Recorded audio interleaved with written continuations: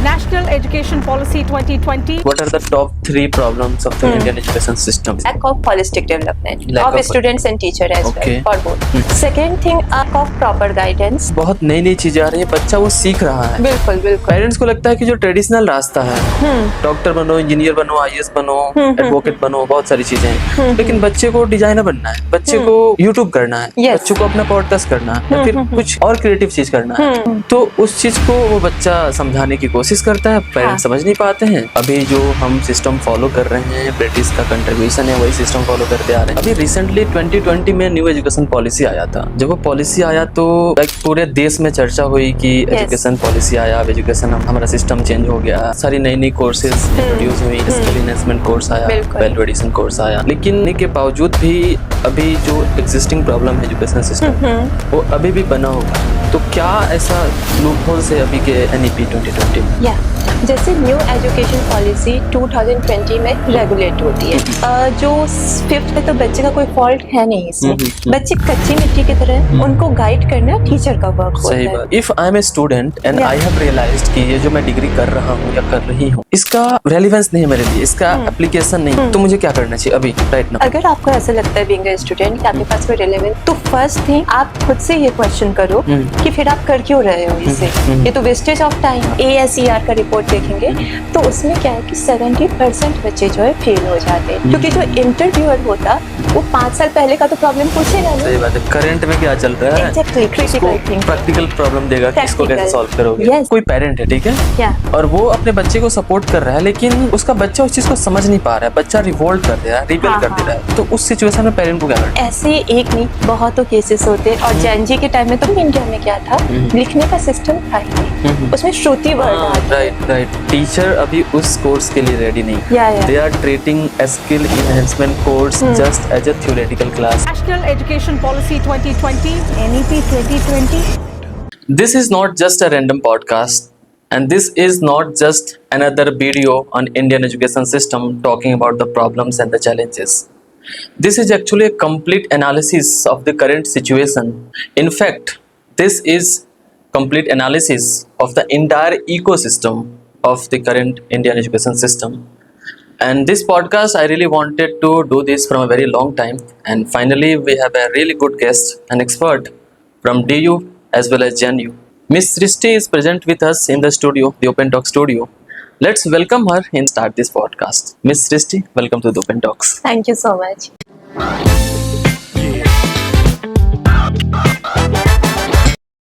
Yes. So, how are you feeling in the Open Talk studio? This is very good studio, and I am very excited to share my thoughts on the failure of the Indian education system and how to fix How it. to fix it, yeah. I'm very excited. Yeah. So Srishti ji, like Indian education system को हम लोग like zoom out करके देखें तो अभी जैसा कि मैंने पहले ही डिस्कस किया था कि इसमें हम अलग अलग लेवल पे बातें करेंगे। सबसे पहले मैं आपसे बात करना चाहूँगा, लाइक पहले मैं लेवल समझा देता हूँ कि लेवल समझा देता हूँ, दिस साउंड्स वेरी फनी। पहले तो सबसे पहले मैं वो ब्रॉड थीम समझा देता हूँ जिसमें हम बात करने वाले हैं। हम बात करेंगे इंडियन एजुकेशन सिस्टम के structural challenges, structural and systemic challenges, दूसरा फंक्शनल चैलेंजेस, एंड साथ ही साथ सोसाइटल चैलेंजेस।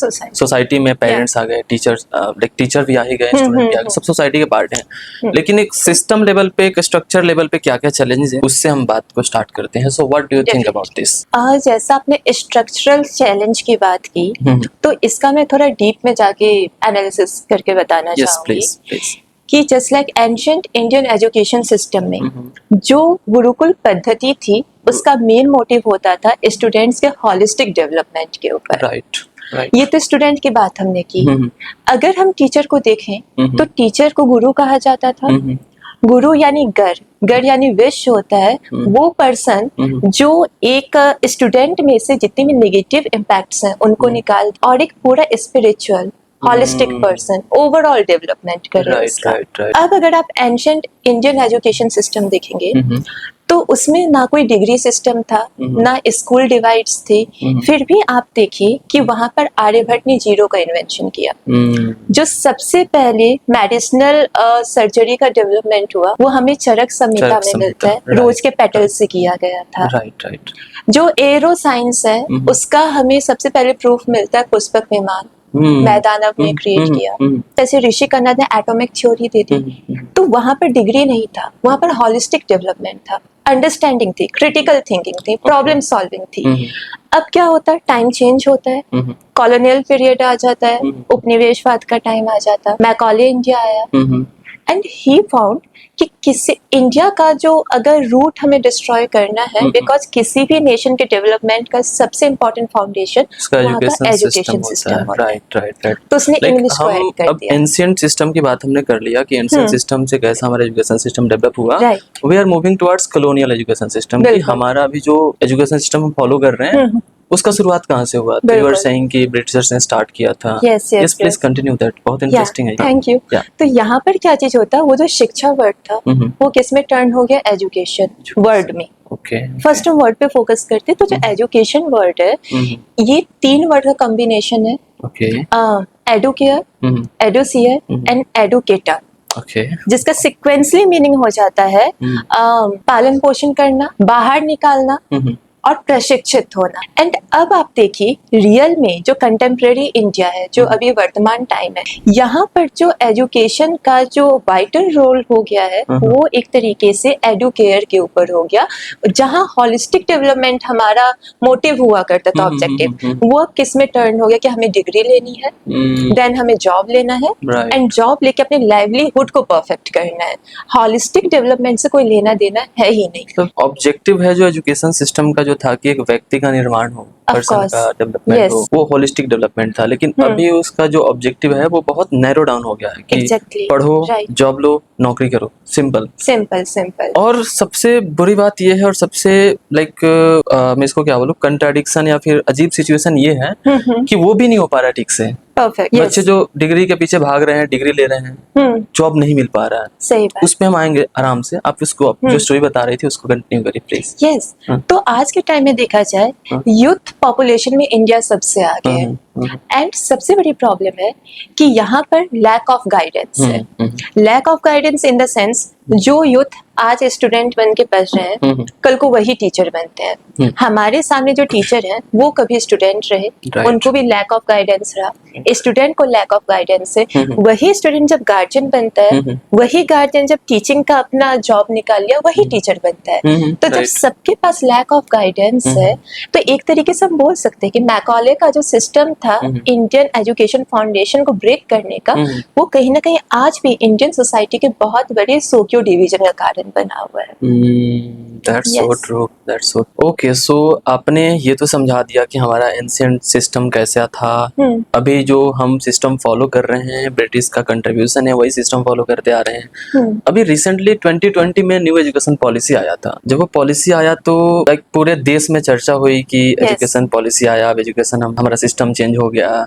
6 साल के बच्चे कोडिंग सीखेंगे। कॉलेज लेवल पे देखा जाए तो बहुत सारी नई नई कोर्सेज इंट्रोड्यूस हुई, स्किल एनहांसमेंट कोर्स आया, वैल्यू एडिशन कोर्स आया। लेकिन मैं आपसे ये डिस्कस करना चाहूंगा कि न्यू एजुकेशन पॉलिसी 2020 जो आई उसमें क्या शॉर्ट कमिंग्स है। ये सब आने के बावजूद भी अभी जो एग्जिस्टिंग प्रॉब्लम है एजुकेशन सिस्टम में वो अभी भी बना हुआ है। तो क्या ऐसा लूप होल्स है अभी के एनईपी 2020? जैसे न्यू एजुकेशन पॉलिसी 2020 में रेगुलेट होती है, जो 5th क्लास तक के बच्चे होंगे उनको मदर टंग लैंग्वेज पढ़ने की पूरी छूट रहेगी, वो जिसके भी है। इसके बाद अभी तक क्या था कि जैसे 11th में आपको अपने सब्जेक्ट चूज करने पड़ते थे, आर्ट्स है उसका कॉम्बिनेशन, साइंस में पीसीएम पीसीबी इस टाइप से होता था। तो न्यू एजुकेशन पॉलिसी में क्या कर दिया गया, आप मैथ्स के साथ अगर म्यूजिक रखना चाहे तो वो भी रख सकते हैं, जो कि बहुत अच्छी बात है। मतलब पहले सिस्टम रिजिड था, अब थोड़ा फ्लेक्सिबल किया गया, तो कितना अच्छा बात। ये बहुत बड़ी अपॉर्चुनिटी है। बट क्वेश्चन वही आता है कि अभी तक इसका इम्पैक्ट उतना इफेक्टिव नहीं हो पाया जैसा होना चाहिए। अब उसमें जो ग्रेजुएशन था वो 4th ईयर कर दिया गया, लेकिन अभी एनसीआरएफ आ गया कि मतलब अब डिग्री से पहले स्किल्स को देखा जाएगा, किस बच्चे में कितना स्किल है पूरा। लेकिन क्वेश्चन ये आता है कि अभी तक वो रेगुलेट हो क्यों नहीं पा रहा है। सो आई थिंक कि एक तो इंडिया में अगर आप गवर्नमेंट स्कूल देखें, जो सरकारी आंकड़ा बताता है UDISC का, उसके हिसाब से भारत में 10,13,332 गवर्नमेंट स्कूल्स हैं, okay, and 3 lakh something private schools हैं। इंडिया की पॉपुलेशन इतनी ज्यादा है कि उसमें एक ही साथ इम्प्लीमेंट कर पाना पॉसिबल नहीं है। मुश्किल है, सही बात है। कितने सारे स्कूल है जहाँ इम्प्लीमेंट हुआ है, लेकिन वहां पर ये प्रॉब्लम आता कि आखिर बच्चों के अंदर वो स्किल को डेवलप कैसे किया जाए, क्योंकि बच्चे बेसिकली क्या होते कि कुछ पास होने के बेस इजी सब्जेक्ट समझ के रख लेते हैं, कुछ है कि उसमें बहुत ज्यादा डेडिकेट होते हैं, वो सीखते भी हैं, सब तरह के बच्चे हैं, लेकिन प्रॉपर उसको अपने लाइफ का हिस्सा कैसे बनाना है, उसको हॉलिस्टिक डेवलपमेंट में कैसे लाना है, ये अभी थोड़ा एक इश्यू बना हुआ है एक तरीके से। You are pointing towards that direction कि जो NEP 2020 आया, पॉलिसी आ गई, अच्छे अच्छे उसमें रेगुलेशन है, गाइडलाइंस थे कि ये चीजें आएंगी, लेकिन जहाँ तक मैं इसको देख पा रहा हूँ कि हमारा जो सिस्टम है, खास करके जो आपने पहले भी बात किया, टीचर्स ट्रेनिंग की आपने बात किया, पॉडकास्ट से पहले भी बात किया था। सो आई फील कि हमारा जो देश है, नेशन है, एजुकेशन सिस्टम है, इस चीज के लिए पहले रेडी नहीं है। हमारे सबसे पहले अगर बच्चों के लाइफ में चेंजेस लाने हैं, बच्चों का वेलफेयर करना है, तो सबसे पहले तो हमें टीचर को स्ट्रेंथन करने की जरूरत है। आई एग्री, टीचर ट्रेनिंग सबसे क्रूशियल है। वो हुआ नहीं, अचानक हमने NEP 2020 ला दिया। पार्लियामेंट के कुछ एक्सपर्ट्स बैठे हैं, जो प्रॉब्लम है उस पर रिसर्च किया, और without any training, without any kind of वो प्रैक्टिस कि इसको इम्प्लीमेंट कैसे करेंगे, टीचर लेवल पे क्या करें, वो सब नहीं हुआ और इम्प्लीमेंट कर दिया गया। मुझे लगता है ये मेजर प्रॉब्लम रहा फेलियर NEP 2020। इस पर मैं एक और चीज बोलना चाहूंगी, जो मेजरली प्रॉब्लम गवर्नमेंट स्कूल्स में, गवर्नमेंट स्कूल्स में, प्लीज और बताइए। मैं गवर्नमेंट कॉलेज को इंक्लूड नहीं करूंगी, क्योंकि सेंट्रल यूनिवर्सिटी बहुत डेवलप है as per my opinion, but जो गवर्नमेंट स्कूल्स हैं उनका सिचुएशन इंडिया में कुछ ज्यादा बेटर। अगर हम थोड़ा डीप में जाएंगे तो आप ये समझिए, जो बच्चा क्लास 12 पास किया, इंडिया में मेजरली इश्यू क्या है ना कि बच्चे क्लास 12 में साइंस रख लेते, आर्ट्स रख लेते, फैमिली प्रेशर में आके रख लेते हैं, उनको दिलवा दिया जाता है कि तुम करो, या तो फैमिली 90% आया बाय डिफॉल्ट तुम साइंस लो, मैथ लो। या तो सोसाइटी प्रेशर में आके, या फैमिली प्रेशर में आके, या फ्रेंड कोऑर्डिनेशन में आके कि उसने ये रखा, चलो मैं भी रख लेता हूँ। सही बात अब हो तो गया, 12 अपना ले लिया, फिर कॉलेज आ जाता। कॉलेज में क्या चीज होती, कॉलेज में भी कितने % ऐसे बच्चे होते जिनको ये गाइडेंस ही नहीं होता कि उन्होंने ये सब्जेक्ट रखा क्यों और करना क्या है। सही बात। अब इस सिस्टम को आप अदर कंट्रीज से कंपैरिजन कीजिए तो जापान IQ में नंबर 1 पर आता है, एंड इंडिया का रैंकिंग अगर आप तत्व मैगजीन देखें या हिंदुस्तान एंटरटेनमेंट देखें तो उसमें साफ साफ मेंशन है कि इंडिया का रैंकिंग वर्ल्ड IQ में 143, जो कभी विश्व गुरु हुआ करता था, आज वो 143 पर पहुंच गया। एजुकेशन जहाँ से पूरा एजुकेशन सिस्टम, बाहर के लोग, बाहर के स्टूडेंट पढ़ने आते थे इंडिया में, नालंदा है, तक्षशिला है, लोग आया करते थे बाहर से, ठीक है। 143 रैंकिंग। तो अब क्या होता, वो बच्चा आ गया, कॉलेज किया, कॉलेज के बाद इंडियन सोसाइटी में क्या होता कि जॉब करना है, रिस्पॉन्सिबिलिटी कैरी ऑन करनी। तो सभी गवर्नमेंट जॉब में, आप UPSC, RRB, NTPC सबके बाद जो गवर्नमेंट टीचिंग लाइन है ना, वो सबसे ज्यादा डिमांडेड होती है। राइट। अगर अभी आप सरकारी आंकड़ा देखें तो इंडियन एजुकेशन सिस्टम में टीचिंग लाइन में 98 लाख टीचर्स इन्वॉल्व है। 98 लाख, यस, जिनमें से 55% यानी approx 50 lakh plus teacher government schools में इन्वॉल्व है। ओके, अब वो टीचर मतलब वो बच्चा कॉलेज करने के बाद 10-15 साल टीचिंग का तैयारी किया, क्योंकि वैकेंसी सीट्स बहुत कम होती और वैकेंसी आती है 2 साल 3 साल या 6 साल अप्रॉक्स आती है स्टेट की, ठीक है। अब वो बच्चा टीचिंग निकाल लिया अपना। अब यहाँ पर मेजरली इशू क्या था कि बाय द वे वो बच्चा रहने वाला यूपी का है एंड उसको टीचिंग का मिला उड़ीसा में, ठीक है। वो वहां गया, जॉब लिया फॉर जॉब सिक्योरिटी, क्योंकि इंडिया में भले कहा जा रहा है कि अशिक्षा से रोजगार, बट देखा जाए तो एजुकेटेड अनएम्प्लॉयबिलिटी बहुत ज्यादा है। यूपी में सबसे ज्यादा गवर्नमेंट स्कूल्स हैं 1 लाख प्लस, पर वहाँ 4% बेरोजगार। राजस्थान में 67,000 गवर्नमेंट स्कूल्स हैं एंड वहाँ पर 27% बेरोजगारी है। तो इस टाइप से अब वो बच्चा उड़ीसा गया, ओके। अब वहां पर उसका सेकंड प्रायोरिटी ये होगा, वो बच्चा ऑलरेडी फ्रस्ट्रेटेड है, मतलब 10-15 साल तैयारी करके वहां पहुंचा, यूपी का है, वो सोच रहा था यूपी में मिल जाए, लेकिन उसको उड़ीसा में मिल गया, या वैकेंसी नहीं आई, कुछ भी होता है, ठीक है। अब वो क्या होगा, अब वहां से माइग्रेट करेगा, माइग्रेट अप्रोच करेगा, या तो उड़ीसा में दूसरे डिस्ट्रिक्ट मिल जाए, अदरवाइज वो दूसरे स्टेट में आ जाए। ओके। अब यहाँ पर जो आपका रिपोर्ट आता है ASER का annual status of education report 2024-25 के अकॉर्डिंग जो 50 लाख गवर्नमेंट टीचर्स हैं, अभी मैंने डेटा बताया था, उसमें से 5 लाख टीचर हर साल माइग्रेट करते हैं। 5 लाख में आप देखिए 15 से 25% टीचर्स सेम स्टेट में माइग्रेट करते हैं एंड 5 से 10% टीचर जो है दूसरे स्टेट में माइग्रेट करते हैं। ओके। अब यहाँ पर लॉजिक समझना होगा, वो उड़ीसा का टीचर बाय डिफॉल्ट दूसरी डिस्ट्रिक्ट में करा, वो जिस स्कूल में था वहां तो उसका पोस्ट वैकेंट हो गया। अब वो पोस्ट पर सीट तो तभी फुलफिल होगी जब गवर्नमेंट दोबारा वैकेंसी निकालेगी।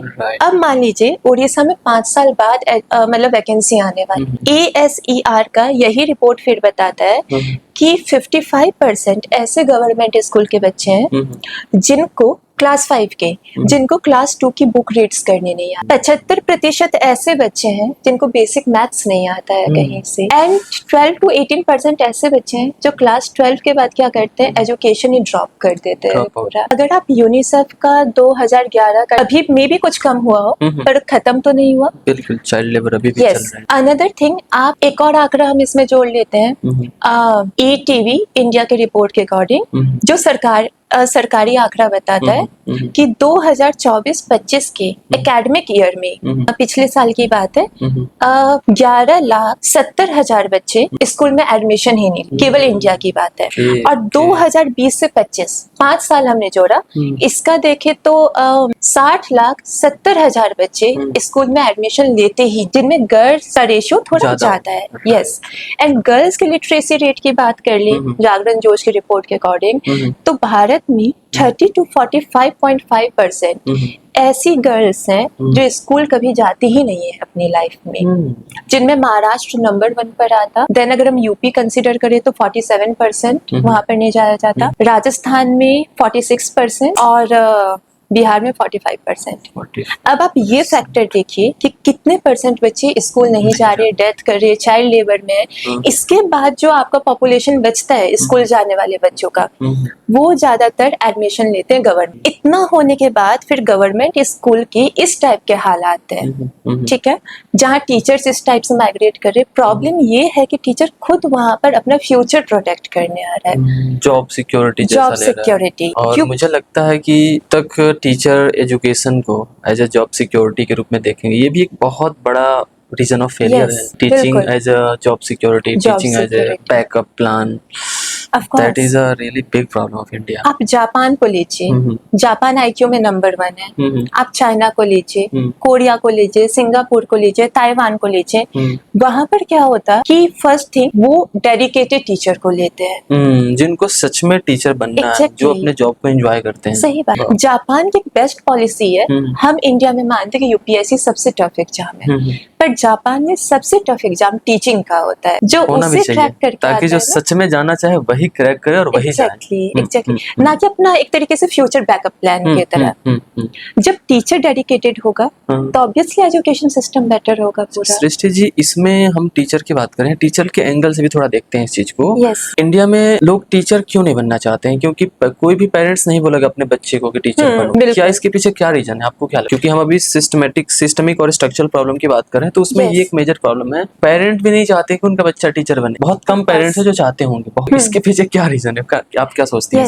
एज पर माय अंडरस्टैंडिंग, अगर मैं इंडिया की सोसाइटी स्ट्रक्चर को इसमें इंक्लूड करूं तो इंडिया का एक ऐसे पेरेंटल सोसाइटी स्ट्रक्चर रहा है कि आपको एक हाई पोजीशन पे पहुंचना है, एक रिस्पेक्टफुल सोसाइटी में आपको रहना है। सही बात। एक होता है ना, ऐसा बहुत टाइम तक इंडिया में रहा है कि अगर आपके नेबर का बच्चा डॉक्टर बना तो पेरेंट्स आपको भी फोर्स करेंगे डॉक्टर बनो। कुछ टाइम पहले तो इंजीनियर और डॉक्टर का बहुत ट्रेंड था। इनफैक्ट रिसेंटली अगर आप देखिए, आई थिंक पिछले साल की बात है जहां तक मुझे याद है, जो नीट का टॉपर था वो 1-2 दिन बाद सुसाइड कर लेता है। बहुत सारे केसेस हैं ऐसे, बहुत सारे केसेस। बिकॉज पेरेंट्स ने फोर्स किया आप नीट करो, बट उसका इंटरेस्ट था उधर बिजनेस करने। सही बात, सही बात। तो सोसाइटी, पेरेंट्स को इसमें बहुत अवेयर होने की नीड है। तो जो एक रिस्पेक्टेड चीज होती है ना, वो उनको engineer, doctor, UPSC, RRB, NTPC, A grade officer इधर ही ले जाता है। तो टीचर को समझते ही नहीं है कुछ।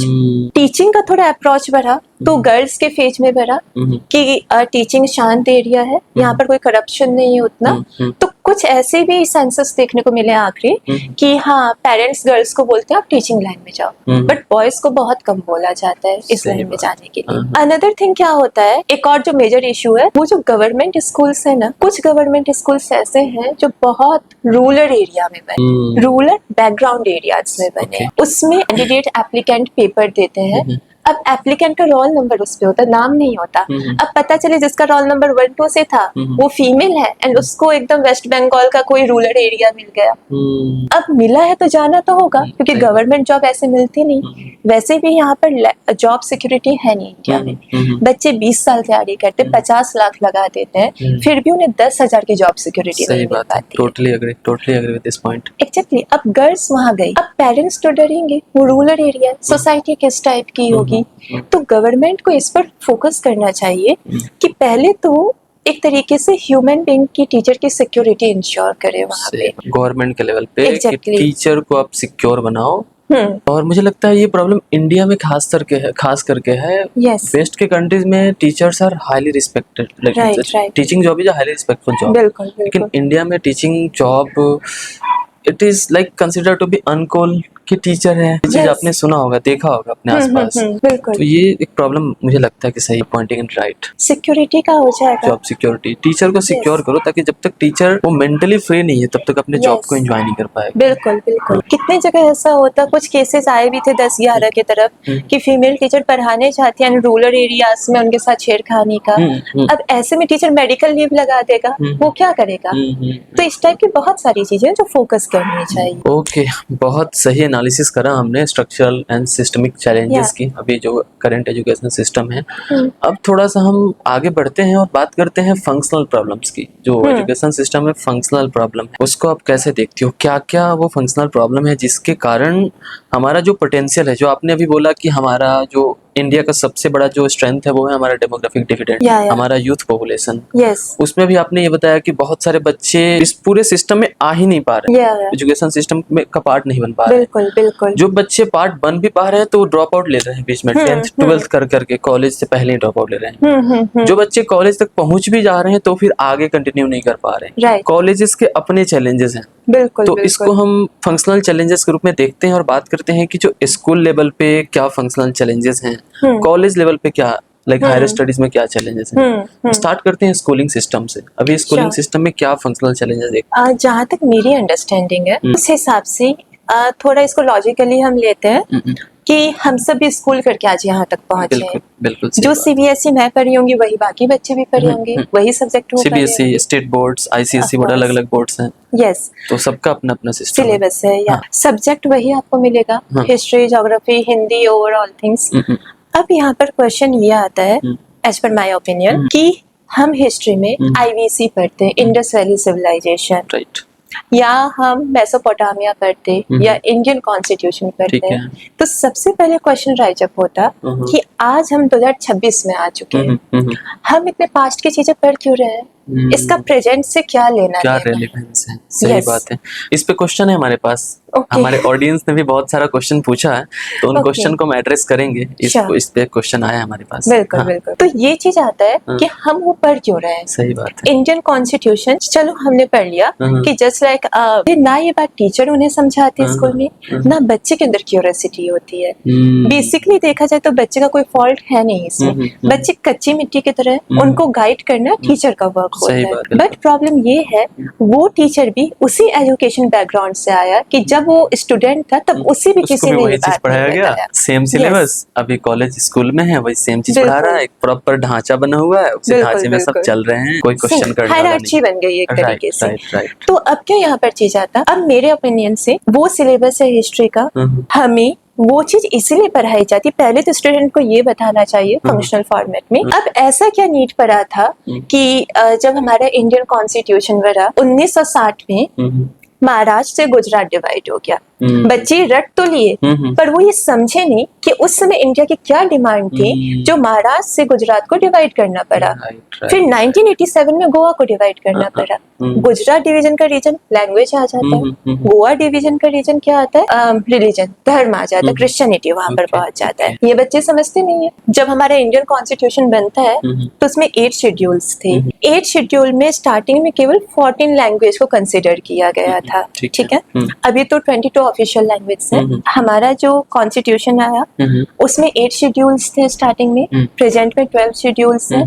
अब 8 शेड्यूल जो 8वां अनुसूची आता है उसमें भी आई थिंक 14 लैंग्वेज को रखा गया था। प्रेजेंट में 22 ऑफिशियल लैंग्वेज है। अब ऐसा क्या हमारे इंडियन सोसाइटी का नीड पड़ा कि 2003 में 92 अमेंडमेंट के द्वारा, संशोधन के द्वारा उसमें मैथिली, बोडो, डोगरी इन सब लैंग्वेज को ऐड किया गया। अब वहां पर क्या डिमांड थी, कल्चर डाइवर्सिटी को मेंटेन करना। 1953 में सबसे पहले लैंग्वेज बेसिस पर आंध्र प्रदेश को बनाया गया। क्या डिमांड थी जो लैंग्वेज किया गया, कोई भी अगर सरकार नियम बनाई या हम कॉन्स्टिट्यूशन में पढ़े उसका सोसाइटी से लिंक था, हमारे कल्चर से, हमारे डाइवर्सिटी से लिंक था। और वो चैप्टर इसीलिए इंक्लूड किया गया आपके सीबीएसई या जो भी बोर्ड है उसमें, ताकि आप ये ऑब्जर्व कर सको, ये अंडरस्टैंड कर सको उस समय हमारी सोसाइटी वैसी थी तो हमने वैसे डिसीजन लेके ये ओपिनियन किया पीस मेंटेन करने के लिए।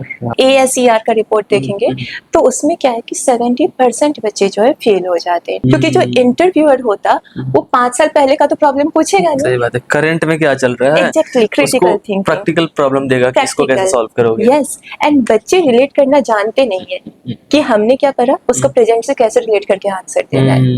इनफैक्ट वो अपने कॉलेज के गोल्ड मेडलिस्ट होंगे या क्लास के टॉपर होंगे, बट ये चीज लैक ऑफ गाइडेंस की वजह से बहुत बड़ी प्रॉब्लम बनी। सही बात है, मतलब आई थिंक इसको आप इस तरफ भी इंडिकेट कर रही हो कि जो बच्चे पढ़ते हैं, जो भी हिस्ट्री की या फिर कोई भी सब्जेक्ट हो उसको रट लेते हैं, उसके चीजों को समझते नहीं, रोड लर्निंग करते हैं। बिल्कुल, ये एक प्रॉब्लम है। अच्छा, एक बच्चे के पॉइंट ऑफ व्यू से देखते हैं इस चीज को, ठीक है, कि बच्चों को रटना क्यों पड़ता है? क्योंकि टीचर और हमारा एजुकेशन सिस्टम इसी चीज पे बेस्ड है। It's all about memory, it's all about recall, कि आपने जो पढ़ा उसी को just vomit that on paper. Right, ये सिस्टम का, ये मतलब सिस्टम का ही प्रॉब्लम है, इसके कारण बच्चों को रटना पड़ता है। मुझे लगता है कि हमें टीचर को भी इस चीज पे फोकस करना चाहिए कि ज्यादा से ज्यादा रटने के बजाय उनको प्रैक्टिकल प्रॉब्लम दे, रियल टाइम प्रॉब्लम दे, रियल लाइफ सिचुएशन दे और उसको सॉल्व कराएं। पूरा एग्जामिनेशन सिस्टम इसी चीज पे बेस्ड है कि जो क्लास में पढ़ा था, शर्मा सर ने बताया था कि मैथ का ये प्रॉब्लम ऐसे सॉल्व कर, मेरे टेक्निक से ही सॉल्व करना है, अगर दूसरा टेक्निक यूज किए तो नंबर काट देंगे। तो बच्चे शायद इस कारण ये सारी चीजें उनको करना पड़ता है। इवन कुछ बच्चे तो ऐसे होते हैं कि मैथ्स के सारे स्टेप को रट लेते हैं, मेमोराइज कर लेते हैं उसको। Math is about exercise of your brain, लेकिन शर्मा सर के टेक्निक या फिर जो भी ABC सर हैं उनके टेक्निक को ही रट लेते हैं ताकि वो नंबर नहीं काटे। बिल्कुल बिल्कुल। तो ये सिस्टम का ही प्रॉब्लम है, सिस्टम का ही फेलियर है, टीचर के पढ़ाने के तरीकों में, हमारा एग्जामिनेशन सिस्टम में, मेमोराइजेशन टेक्निक, रोट लर्निंग, ये सब फंक्शनल प्रॉब्लम के अंतर्गत आ रहा है। जबकि एंशिएंट इंडिया में क्या था, लिखने का सिस्टम था ही नहीं, उसमें श्रुति वर्ड आता है, राइट, सुनो, मेमोराइज करो एंड रियल वर्ल्ड में से प्रैक्टिकल। आपका डेली टेस्ट चल रहा है कि आज जो पढ़ा है उसको बताओ, जस्ट आप बन रहे हो, जो सीख रहे हो आपका पर्सनालिटी उसके अकॉर्डिंग बन रहा है। बिल्कुल। आप पे वो टेंशन नहीं है कि आप, हालांकि याद करने की सिस्टम उस टाइम भी था, क्योंकि आप जो पढ़ रहे हो आपको याद भी होना चाहिए, लेकिन ये प्रेशर शायद आज के बच्चों को जो होता है बोर्ड के एग्जाम पे प्रेशर जो होता है वो प्रेशर शायद उस टाइम पे नहीं रहा होगा। नहीं, अनदर थिंग मेरा क्या इसमें लगता कि वही बच्चा 10th क्लास में आता है, वो रट रहा है, पूरा अपना याद कर रहा। दूसरी चीज, एक और चीज जो मैं इंडियन सोसाइटी में देखती हूँ कि बच्चे का अंडरस्टैंडिंग नहीं हो पाता, टीचर का नहीं हो पाता, एंड कितने बच्चे टीचर को इम्प्रेस करने के हिसाब से उस टाइप का लर्निंग प्रोसेस कर लेते हैं कि हम पास हो जाए। ये नहीं होना चाहिए। टीचर और बच्चे को किसी के पर्सनल एरिया में एंटर करना ही, इगोस्टिक सिस्टम को बाहर रखना है। बिल्कुल। टीचर को इतना मालूम होना चाहिए वो स्टूडेंट है जो एक देश का फ्यूचर है, और बच्चे को मालूम होना चाहिए कि वो टीचर है। टीचर का काम ही है कि वो आपके क्वेश्चन का आंसर दे। एंड जो आपने एग्जामिनेशन सिस्टम कहा, एक तरीके से गवर्नमेंट ये कर सकती है कि जो आपने पढ़ा उसको लिखो नहीं, जो आपने पढ़ा है उससे रियल वर्ल्ड में क्या प्रॉब्लम है आप आंसर के प्लेस पर ना, इंस्टेड ऑफ आंसर्स आप क्वेश्चन लिखो। उससे रिलेट करके आपने मैथ्स पढ़ा, मैथ्स में आपने a+b का फॉर्मूला पढ़ लिया होल स्क्वायर का, अब उसका प्रेजेंट में क्या लेना देना, या फिर आपने ज्योग्राफी पढ़ा, आपने ज्योग्राफी में क्लाउड फॉर्मेशन पढ़ लिया या कार्बन 14 मेथड पढ़ लिया, उस कार्बन 14 मेथड का इंडिया एप्लीकेशन क्या होगा एप्लीकेशन बेस्ड लर्निंग। एग्जैक्टली। तो बच्चे क्या होंगे, खुद का खुद रिसर्च करेंगे, समझेंगे, एंड ये प्रॉब्लम एक तरीके से सॉल्व आउट हो सकती है एज पर माय ओपिनियन। एक और चीज, अभी हम फंक्शनल प्रॉब्लम की बात कर रहे हैं और स्कूल को ही फोकस मान के हम बात कर रहे हैं। Yes, yes. थोड़ा कॉलेज की तरफ भी रुख करेंगे। उससे पहले थोड़ा सा स्कूल पे और मैं बात करना चाहूंगा कि जो क्लास 10th का बोर्ड एग्जाम होता है या फिर क्लास 12th का बोर्ड एग्जामिनेशन होता है, जानना चाहूंगा कि जब बच्चे क्लास 10th का बोर्ड एग्जाम देते हैं उस टाइम पे उन पे नेक्स्ट लेवल का प्रेशर होता है कि भाई इसी के बेसिस पे मेरा पूरा फ्यूचर डिसाइड होने को है। लेकिन जब अभी क्योंकि हम उस जर्नी को कवर कर चुके हैं, हम भी उस टाइम पे थे तो वही लगता था कि जी जान लगा देना है, एकदम टॉप कर देना है वाली बात है। लेकिन जो बच्चे टॉप नहीं कर पाते हैं या फिर सिर्फ पास हो जाते हैं, ये जो प्रेशर है बोर्ड एग्जाम का 10th क्लास का या फिर 12th क्लास का, क्या वो प्रेशर वर्थ इट है एक ह्यूमन पॉइंट ऑफ व्यू से? कि आप एग्जाम के लिए आपका पूरा मेंटल पीस, आपका पूरा प्रेशर कुछ मान लेते हो, बाकी सारी चीज, बहुत बच्चे अपना फूडिंग हैबिट उनका खराब हो जाता है, ठीक से सोते नहीं है। बिल्कुल बिल्कुल। तो क्या वो जो डिग्री है, वो मार्क्स है, वो उतना वर्थ इट है कि बच्चे अपना पूरा मेंटल पीस इसमें लगा देते हैं? इस पे आप क्या कहें? इसका मेरा सीधा 10th और 12th बोर्ड के टाइम पे बच्चों पे जो प्रेशर होता है, मैं उसकी बात कर रहा हूँ। यस, इसका मेरा सीधा आंसर नो है, ठीक है? क्योंकि आज के टाइम में जहाँ पर टेक्नोलॉजी का टाइम आ गया है, रियल वर्ल्ड प्रॉब्लम इतने सारे आ रहे हैं, यू नीड टू फोकस कि how we can solve them problems. और इंस्टेड ऑफ दैट थिंग्स बच्चे फोकस करते, इसमें बच्चों का फॉल्ट नहीं है, जो उनको फैमिली एनवायरनमेंट मिला, जो उनको सोसाइटी एनवायरनमेंट मिला, कि ये थोड़ी मजाक वाली बात होगी, बट जितना परीक्षा बच्चों का नहीं होता ना, उससे ज्यादा कंपटीशन अड़ोसी पड़ोसी के पेरेंट्स में हो जाता है। ठीक है? और इस कारण बच्चों पर बहुत बर्डन आ जाता है। इसका सबसे बड़ा जो नेगेटिव इम्पैक्ट होता है एज पर माय ओपिनियन, कि बच्चे का IQ डाउन हो जाता है। इसमें उनको कंपटीशन का भाव आता है 10th और 12th में। कुछ बच्चे निकाल लेते हैं, वो कैसे निकालते हैं, या तो समझ के, या जो मेजरली उनका एरिया होता वो क्या होता है, लर्निंग प्रोसेस रटने वाला हो जाता है, वो रट के निकाल लेते हैं, ये करते हैं, ठीक है? इसमें उनका IQ डाउन हो जाता है। 10th और 12th के बच्चे से इतना ही मेरा रहेगा कि वो पास हो। अगर एजुकेशन सिस्टम में तो आपको पास होना पड़ेगा, तभी आपका फ्यूचर आगे। उससे ज्यादा उनको जो फोकस करना है वो स्किल्स पर करना है। हम स्किल पे डेफिनेटली आएंगे, एक बार डिग्री और स्किल पे भी बात करेंगे कि बच्चों का जो फोकस है स्किल और डिग्री पे होता है, उस पे हम दोबारा आगे अभी बात करने वाले हैं उस पे। थोड़ा सा और आगे हम बढ़ते हैं और लाइक फंक्शनल प्रॉब्लम की हमने बात कर लिया स्कूल लेवल पे, एक टीचर के पॉइंट ऑफ व्यू से, एक बच्चे का पॉइंट ऑफ व्यू से, बोर्ड प्रेशर की हमने बात कर लिया।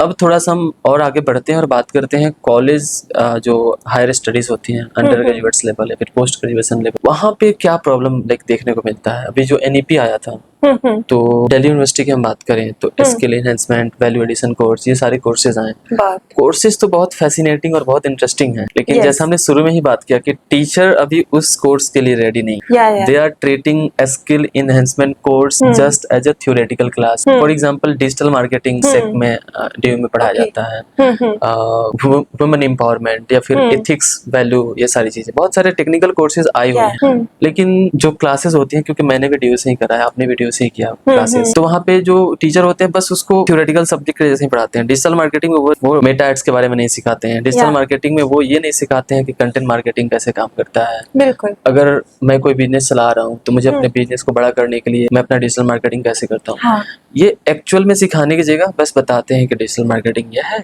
बिल्कुल, ये चीजें होती हैं, डेटा ड्रिवन मार्केटिंग, बस हो गया, अपना फॉर्मेलिटी पूरा कर लिया, बच्चे ने भी नोट्स बना लिया, प्रैक्टिकल हो गया, खत्म। ये बहुत बड़ा फेलियर है मुझे लगता है। I am kind of rebel towards this system कि सेक को जिस पर्सपेक्टिव से लाया गया उस पर्सपेक्टिव से ही पढ़ाया जा रहा है। I agree.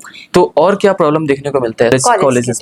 First basic problem हम देखें तो बच्चे क्लास 12 पास करके आते, कुछ बच्चे CUET दिए, कुछ अपना प्राइवेट ज्वाइन कर लिया, या अलग अलग अपना IIT दिया, नीट दिया, अलग अलग एंट्रेंस देके कॉलेज में इंटर कर गए। कॉलेज में इंटर करने के बाद वहाँ पे एक नेक्स्ट लेवल का प्रॉब्लम, मतलब प्रॉब्लम इन द सेंस की स्ट्रक्चरल और जो फंक्शनल प्रॉब्लम है उसकी बात कर रहे हैं। ऐसा ना हो कि जो बच्चे पॉडकास्ट देख रहे हैं स्कूल वाले, उनके लिए कि कॉलेज में जाने के बाद बहुत प्रॉब्लम होता है, ऐसा कुछ नहीं। कॉलेज बहुत फन प्लेस है, बहुत सारी चीजें सीखोगे, लेकिन हम एजुकेशन सिस्टम के डार्क साइड्स की बात कर रहे हैं, बिल्कुल। तो इसलिए हम इस बारे में बात कर रहे हैं कि कॉलेज में जाने के बाद अभी कॉलेज लेवल पे क्या प्रॉब्लम चल कॉलेज बेसिकली ऐसा प्लेस है ना, अगर आप चाहो तो खुद को एक्सप्लोर इतना कर सकते हो, इतना नॉलेज ले सकते हो कि सेकंड आइंस्टीन आप बन जाओगे। बिल्कुल सही बात है। सेकंड आइंस्टीन क्यों बनना, आप जो हो आप वही बनो पहले। राइट, बिल्कुल। कोई बिल्कुल। बच्चा वही पहला बने, आप बिल्कुल। आइंस्टीन से इंस्पिरेशन लो लेकिन बनो, खुद बनो, खुद है ना? अपना पहचान सही बनाए। बात है। बिल्कुल, वो उधर ही फोकस रहे। एक तो क्लासेस आपकी मॉर्निंग टू इवनिंग हो जाती है कितनी ज्यादा, फिर असाइनमेंट, सीए, आईए, आई एक्सेप्ट कि ये बच्चे के डेवलपमेंट को लेके किया गया है, पर डेवलपमेंट का सेकंड साइड ये भी है कि रियल में उसका होलिस्टिक डेवलपमेंट हो, उस स्किल्स को लेके उसे पढ़ाया जा रहा है। राइट। कितने सारे बच्चों को कंप्यूटर साइंस मिल जाता एंड उनका उसमें इंटरेस्ट ही नहीं होता, वो एज अ बर्डन करते हैं ताकि उन्हें बस डिग्री मिल जाए एंड वो पास आउट हो जैसे भी उनके। So true, so true, so true. इसके बाद जो फोकस आता है जैसे टीचर्स का हुआ, एक तो टीचर को प्रॉपर ट्रेनिंग नहीं हुई, थोड़ा ये मतलब करवा हो सकता, but this is the reality of the education system and we should accept it, क्योंकि जब तक हम प्रॉब्लम को एक्सेप्ट नहीं करेंगे तब तक सॉल्यूशन बिल्कुल नहीं आ सकता है। तो हमें एक्सेप्ट करना चाहिए और इस पे काम करना चाहिए इंडियन एजुकेशन सिस्टम पे।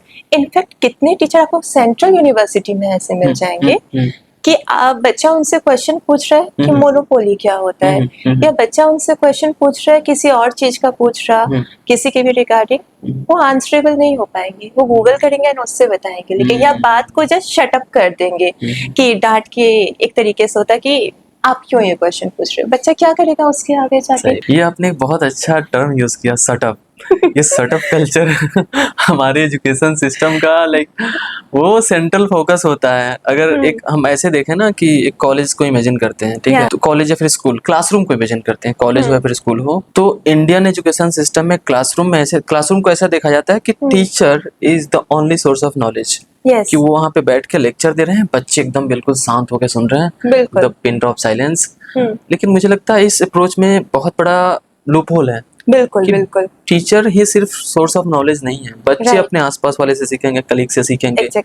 टीचर भी बच्चों से सीखेगा, बहुत सारी चीजें सीखते हैं। जो अच्छे टीचर होते हैं वो बच्चों से सीखते हैं, बताते हैं इस चीज को। अगर हम कॉलेज पे वापस आकर के बात करें तो कॉलेज के प्रॉब्लम की तो हमने बात कर लिया कि ये सेकवेक का प्रॉब्लम है, टीचर ट्रेनिंग का प्रॉब्लम है। थोड़ा सा कॉलेज के ब्राइटर साइड पे बात करते हैं।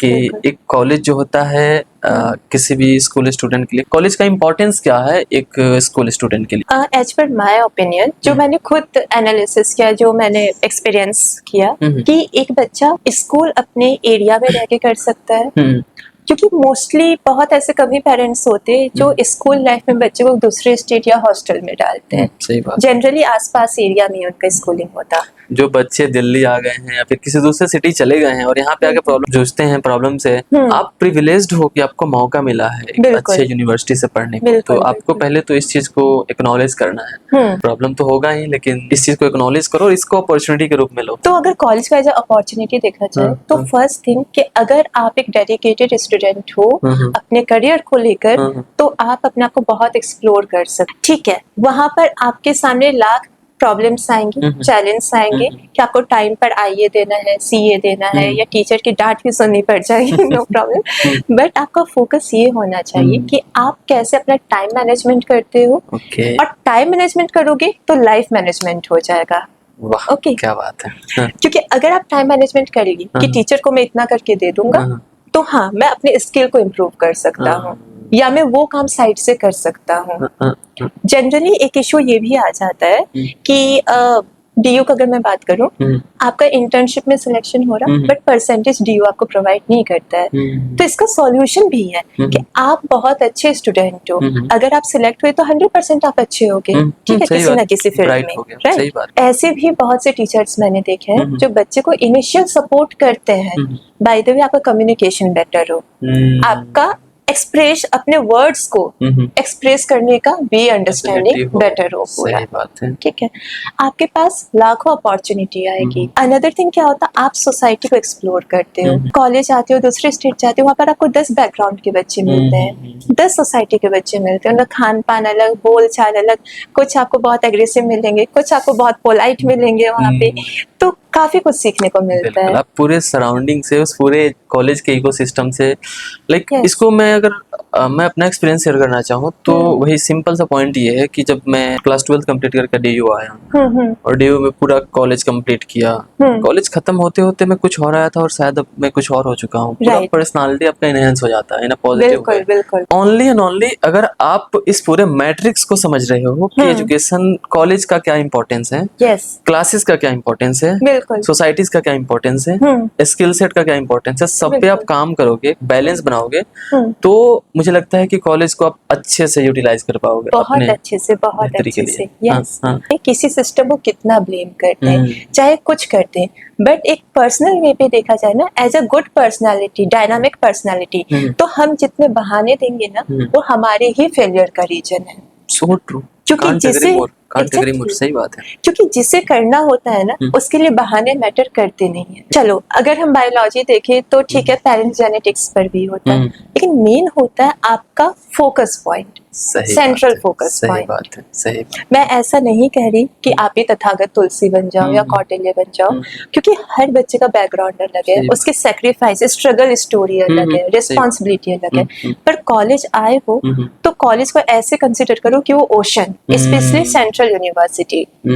ठीक है, प्राइवेट में थोड़ा हो भी जाता है, प्राइवेट में पैसे के ऊपर भी हो जाता है सब कुछ, ठीक है, बट वो एक ओशन है, एंड ओशन में से आपको कैसे डायमंड निकालना है या फिर कैसे पर्ल आपको निकालना है, वो स्विमर आप, वो वे आपको फाइंड आउट करना होगा। सही। अच्छा, कुछ बच्चे ऐसे होते हैं ना कि उनको ऐसा लगता है कि कॉलेज में जाने के बाद, लाइक स्कूल में है, कॉलेज में जाएंगे तो कॉलेज में चीजें बहुत चैलेंजिंग होगी, वहाँ का एनवायरनमेंट अलग होगा, कहीं ना कहीं उनके माइंड में थोड़ा सा एक फियर होता है। यस यस तो उन बच्चों को आप क्या कहना चाहेंगे? यस, उन बच्चे को मैं बस इतना ही बोलूंगी कि फियर आपके अंदर होता, आपके बाहर नहीं होता है।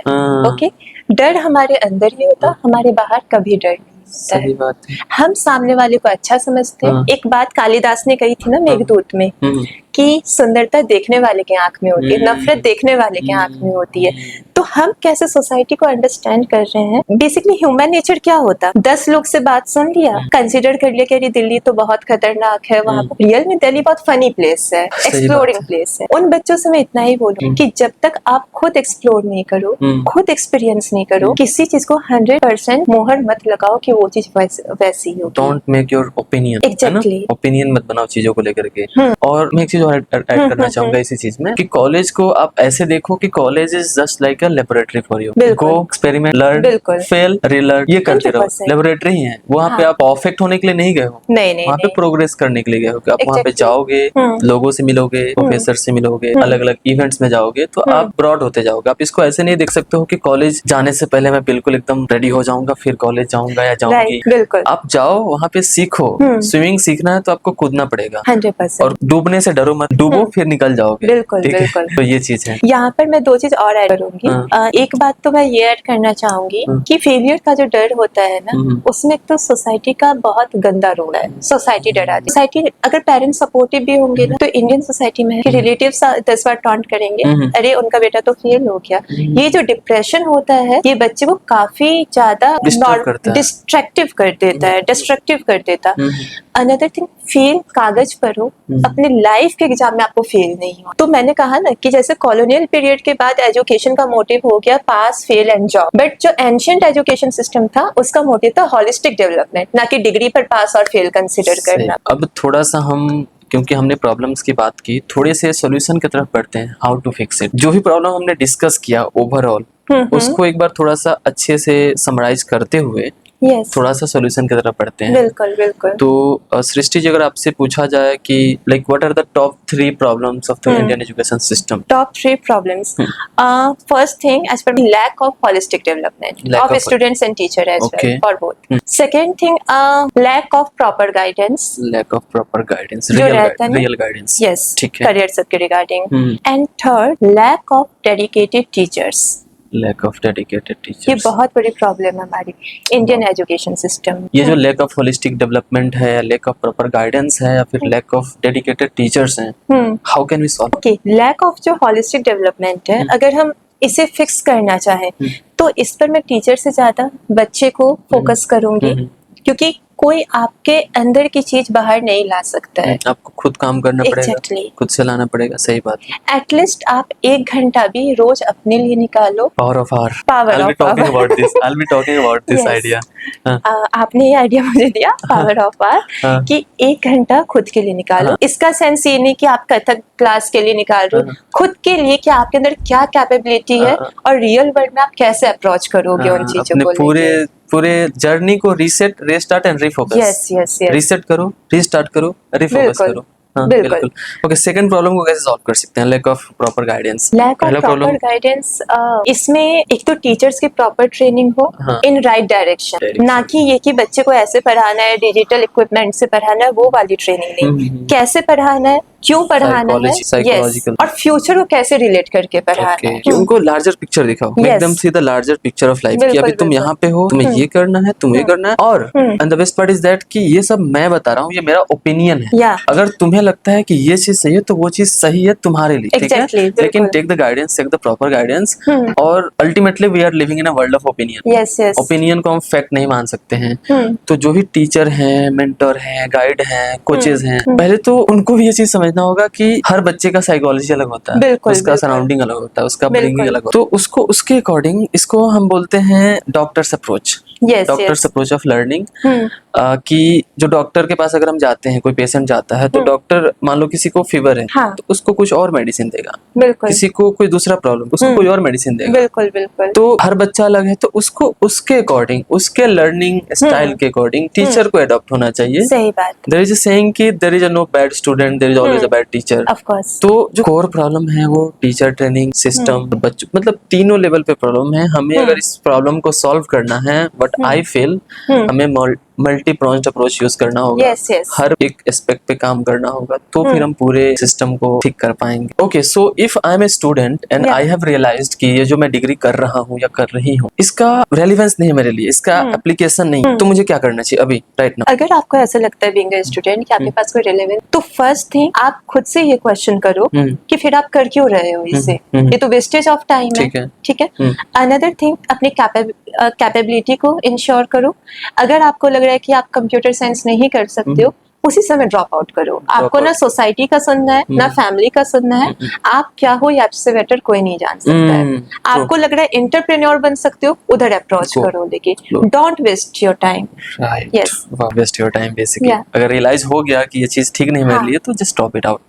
लाइफ Drop को ब्रॉडली देखना है, it's your life. Suppose I am a teacher and I wanted to improve my teaching capabilities, teaching method of teaching, how can I do? First thing, teachers को क्या करना है, स्टूडेंट के mind set के साथ, psychology के साथ खुद का कोऑर्डिनेशन बैठाना है। ऐसा नहीं होना चाहिए, कितने टीचर्स में ये चीज होती है कि मैं तो टीचर हूँ, वो बच्चा मुझसे बदतमीजी से बात नहीं कर सकता। ये चीज करना ही नहीं है। सही बात। आप 5th क्लास के बच्चे को पढ़ा रहे हो, आप खुद 5th क्लास के बनो पहले। सही बात उनके माइंड से कोऑर्डिनेशन बैठाओगे, आप समझ जाओगे किस बच्चे को कैसे टीच करना है।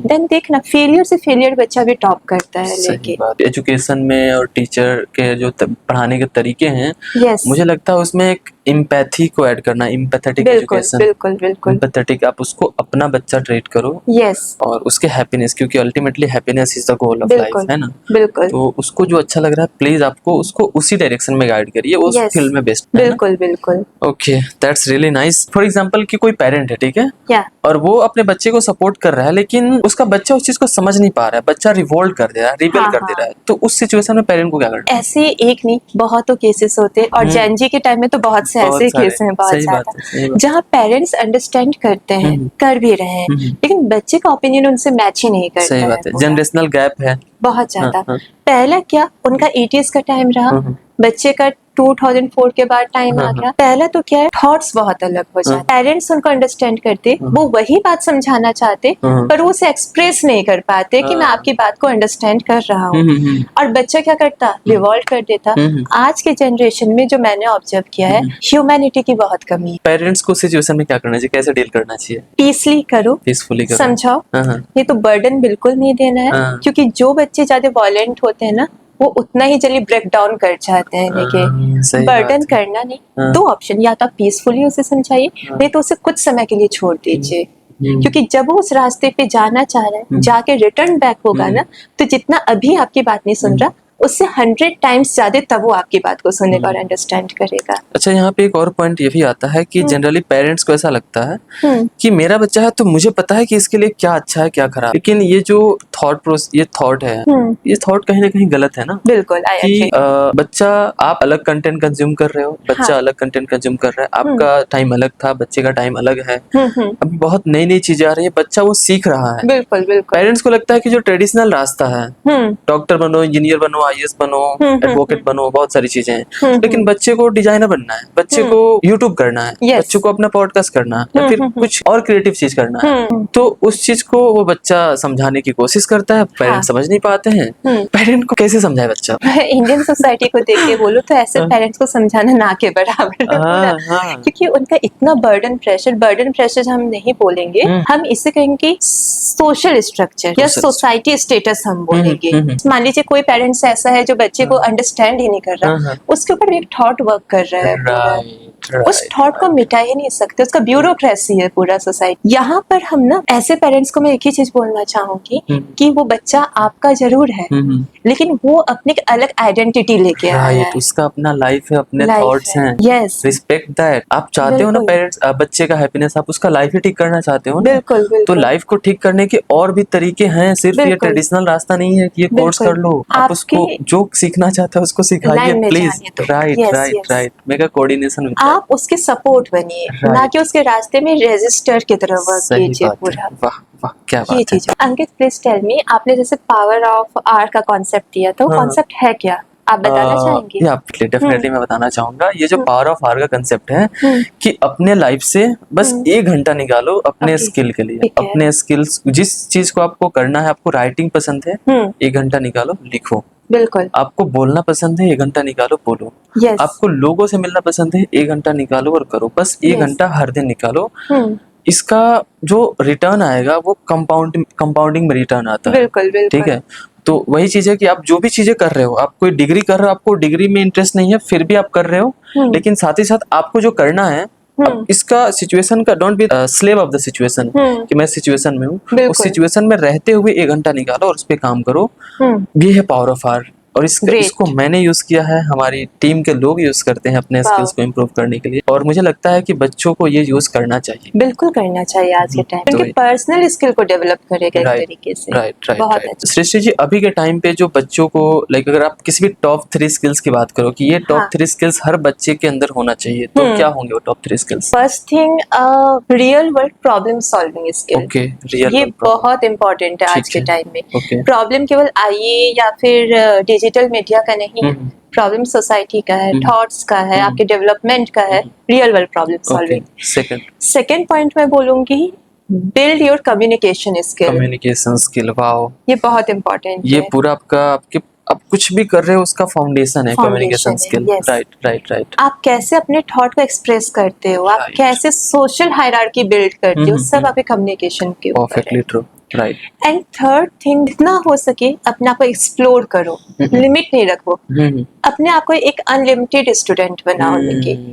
ऐसा Become the student of life. Exactly. Student of life, not a student of school or college or course. Yes. लगता है ना कि अपने लाइफ का एक सेंट्रल फोकस बनाओ, उस पे पूरा फोकस रखो, लेकिन साथ ही साथ और भी चीजें में इंटरेस्ट हो तो उस पे काम करते रहो। With joy and happiness. Yes, for the sake of fun, for the sake of hobby. Okay, amazing. Srishti ji, हमारे पास हमारे जो पॉडकास्ट कम्युनिटी के जो मेंबर हैं, जो हमारे प्यारे ऑडियंस हैं, उनके साइड से भी कुछ क्वेश्चंस आए हैं। जब मैंने बोला कि हम failure of Indian education system पे बात कर रहे हैं, हाउ टू फिक्स इट, तो बहुत सारे क्वेश्चन हमें रिसीव हुए हमारे ऑडियंस की तरफ से, तो उन क्वेश्चन को मैं चाहूंगा कि आप एड्रेस करें। बिल्कुल। Starting with first question from Vivek Verma, who is a student of BHU, Banaras Hindu university. उनका क्वेश्चन है कि India guarantees the right of education under article 20A of the Constitution. Yet, vast inequalities persist between private and government institutions in terms of infrastructure, teaching quality, and opportunities. From a socio-legal perspective, why has the constitutional promise of equal educational opportunity not translated into real social equality, and what structural legal reforms are necessary to bridge this gap? ये विवेक साहब अभी ये law कर रहे हैं, तो इनके language में भी लॉ दिख रहा है। बहुत इंटरेस्टिंग क्वेश्चन है। जैसा विवेक जी ने कहा कि हमारे कॉन्स्टिट्यूशन कॉन्स्टिट्यूशन के आर्टिकल 21A में इक्वालिटी के बारे में बताया गया, Right to education. Right to Right. Education and overall things. Vivek ji, सबसे पहले जो मैं कंसिडर करूंगी, मेरा कंसिडरिंग एड्रेस ये है कि गवर्नमेंट क्या है ना, इंडिया की गवर्नमेंट फेडरल गवर्नमेंट जो एक स्टेम पर वर्क करती है, central government, state government, local local government, bodies, ठीक इस है। टाइप का। एंड लोकल बॉडीज में फिर आपका अलग तरीके से सिस्टम्स आ जाता है पूरा। इंडिया इतना पॉपुलेटेड कंट्री है, गवर्नमेंट अपने साइड से एक सिस्टम बनाती जिसे सबको फॉलो करना नेसेसरी है, बट लोकल बॉडी में मतलब ऑन द ग्राउंड उसे इम्प्लीमेंट कैसे करना है, ये उस सोसाइटी के यूथ के हाथ, यूथ मतलब पीपल्स के हाथ में होता है। जो उस स्कूल के, हमने गवर्नमेंट और प्राइवेट स्कूल आपने बोला, तो गवर्नमेंट स्कूल में आप देखिए तो इम्प्लीमेंट कौन करेगा, वहाँ का प्रिंसिपल करेगा। राइट। प्राइवेट में कौन करेगा, प्रिंसिपल करेगा। बट ह्यूज डिफरेंस जो इंफ्रास्ट्रक्चर इन चीजों का आ रहा। एक चीज मैं आपको बताती हूँ कि ASER का रिपोर्ट है, वो कहता है वो ये बात कहता है कि हमारे इंडिया में 10 to 15% ऐसे गवर्नमेंट स्कूल्स हैं जहाँ पर केवल एक टीचर है। 15% इस तरह के गवर्नमेंट स्कूल्स हैं, ठीक है। And as comparison to that कि इंडिया में केवल 43% प्राइवेट स्कूल है, जहाँ पर प्राइवेट स्कूल में ये चीज होता जो प्राइवेट है वहाँ जॉब सिक्योरिटी नहीं है, वहाँ अगर फैसिलिटी अच्छी नहीं होगी तो बच्चे आएंगे। टीचर इनडायरेक्ट वे में बहुत डेडिकेटेड होते हैं पढ़ाने को लेकर, ठीक है, क्योंकि आंसरेबल वो है रिजल्ट का, नहीं रिजल्ट अच्छा अगर टीचर को निकाल दिया जाएगा। ये बहुत बड़ा लीगल डिफरेंस क्रिएट करता है गवर्नमेंट और प्राइवेट के बीच में, ठीक है। तो अगर हमें सॉल्यूशन इसका देखना है तो सॉल्यूशन बेसिकली गवर्नमेंट को फोकस करना होगा कि कैसे राइट टू एजुकेशन में गवर्नमेंट टीचर्स को इंश्योर करें कि वो अपनी रिस्पॉन्सिबिलिटी को अच्छे से कैरी करें, ठीक है। बच्चे का टाइम टू टाइम पर प्रैक्टिकल थिंकिंग स्किल्स और एग्जामिनेशन हो क्वेश्चन बेस्ड का। प्राइवेट तो ऑलरेडी अपने अप्रोच से बेस्ट करेगा ही, क्योंकि उसके ऑलरेडी परसेंट 43 है और गवर्नमेंट स्कूल का परसेंटेज 55 है ओवरऑल इंडिया में। मुझे लगता है एक और चीज मैं इसमें ऐड करना चाहूँगा कि ये जो गैप है ना, इस गैप को ब्रिज करने के लिए नॉट ओनली गवर्नमेंट और भी जो सोशल एक्टर्स हैं, जैसे कि NGO हो गए, सिविल सोसाइटीज हो गई, या फिर और भी अलग अलग प्रकार के जो एसोसिएशंस हैं, उनको भी इस चीज में आना चाहिए, क्योंकि जब तक एजुकेशन सिस्टम को ठीक नहीं करके सारी प्रॉब्लम ठीक नहीं होगी। तो और भी एक्टर्स हैं, सबको इसमें काम करना है, सबका योगदान। Okay, moving forward with the second question. ये क्वेश्चन आदित्य भट्टर जी जो कि कवि हैं, उन्होंने पूछा है कि why are we not told about Maharana Pratap, Chhatrapati Shivaji Maharaj and other numerous Indian warriors who dedicated their lives for dharma, उनके बारे में क्यों नहीं पढ़ते? यस, अभी जैसे न्यूज में भी आया है कि रिसेंटली NCERT का पैटर्न चेंज हुआ है, उसमें इंडियन हिस्ट्री को भी काफी वेरियस वे में इंक्लूड किया गया है, जिसमें राजा महाराजा सबकी स्टोरी इंक्लूड है, ठीक है।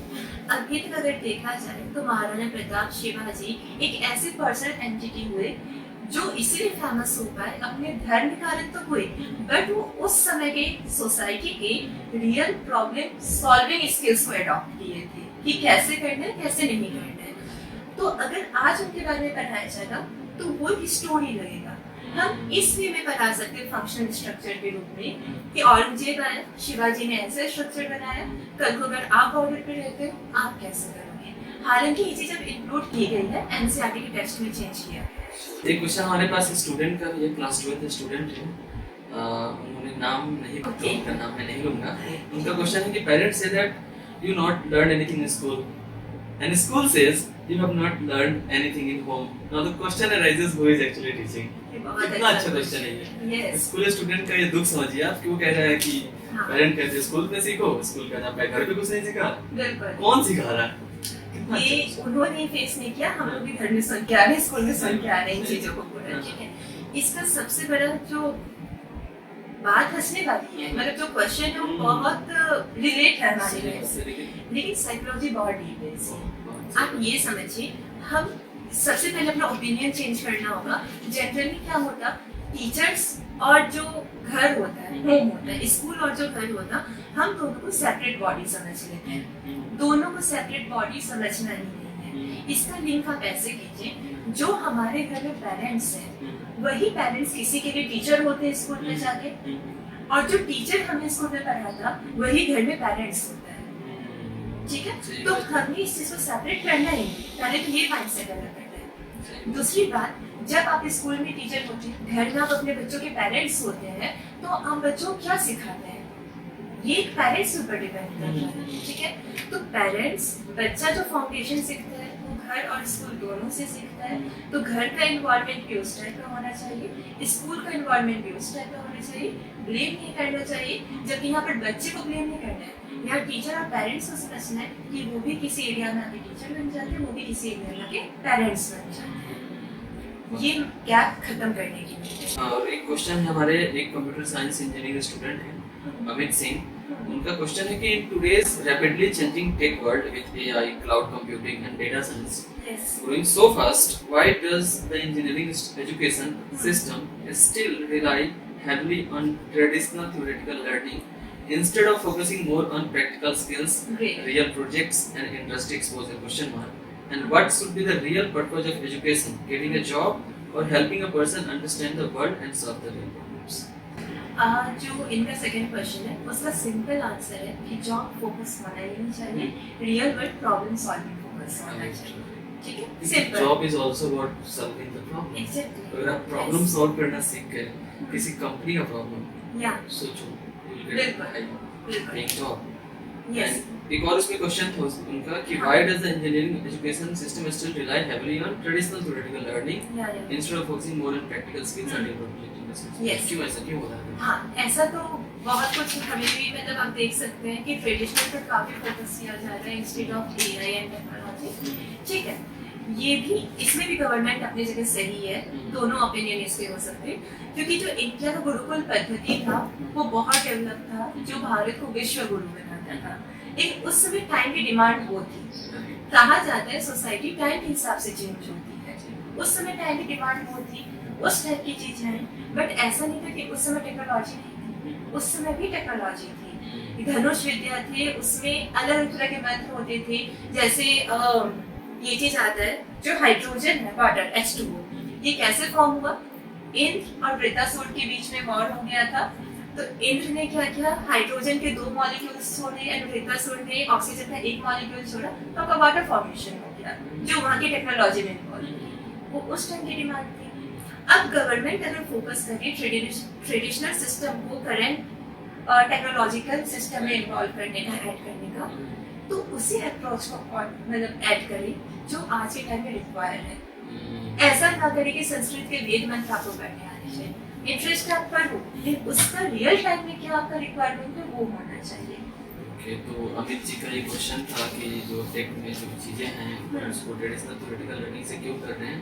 मुझे लगता है उसको आंसर मिल गया है कि आप जो भी लाइक पढ़ाने का एक तरीका है, कंप्यूटर साइंस आप कर रहे हो, इंजीनियरिंग कर रहे हो, तो उनका भी करिकुलम है, एक फ्रेमवर्क है, उसको फॉलो करेंगे, लेकिन आपको फोकस करना है अपने स्किल को डेवलप करने में, रियल वर्ल्ड प्रॉब्लम को सॉल्व रियल वर्ल्ड प्रॉब्लम। इसी से हम और गवर्नमेंट को ये चीज इंश्योर करना चाहिए कि अगर वो ट्रेडिशनल बोल रहे हैं तो ट्रेडिशनल इन मतलब किस सेंस में बोल रही है, क्या रियल टाइम अप्रोच है, क्या सोसाइटी की और टाइम की डिमांड है, उस वे में उसको सिस्टमेटिक करके रिप्रेजेंट करें, तब जाके वो चीज होगा क्लियर। क्या बात है, अमेजिंग अमेजिंग।